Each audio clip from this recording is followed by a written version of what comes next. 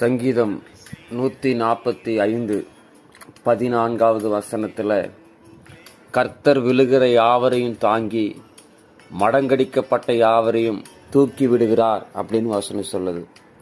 இதனுடைய உண்மையான ஒரு அர்த்தம் என்னன்னு சொன்னா, ஆண்டவர் விழுந்து கிடக்கிற ஜனங்களை தூக்கி விடுகிற தெய்வம். நிறைய நேரத்தில் நம்ம பாவத்தில் விழுந்திருக்கலாம், சில பாவ பழக்க வழக்கங்களில் விழுந்திருக்கலாம், இல்லை தெரியாமல் சில நேரத்தில் ஸ்லிப்பாகி விழுந்திருக்கலாம். ஆகவே நாம் எந்த சூழ்நிலையில் விழுந்திருந்தாலும் நம்மை தூக்கி விடுகிறதான ஆண்டவராக அவர் இருக்கிறார்.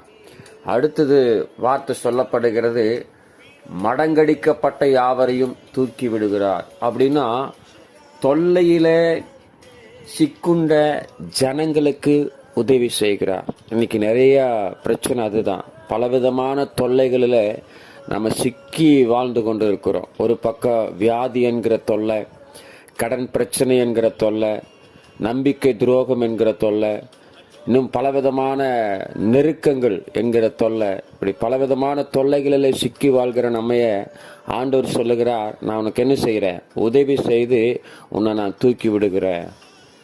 ஆகவே இதை கேட்டுக்கொண்டிருக்கிற அன்பான கடவுளுடைய பிள்ளைகளே, இன்னைக்கு நீங்களும் நானும் எந்த சூழ்நிலையில் இருந்தாலும் சரி, ஒருவேளை விழுந்து கிடக்கிறவர்களாக இருக்கலாம், இல்லை ஏதாவது ஒரு காரியத்தில் சிக்குண்டவர்களாக இருக்கலாம்.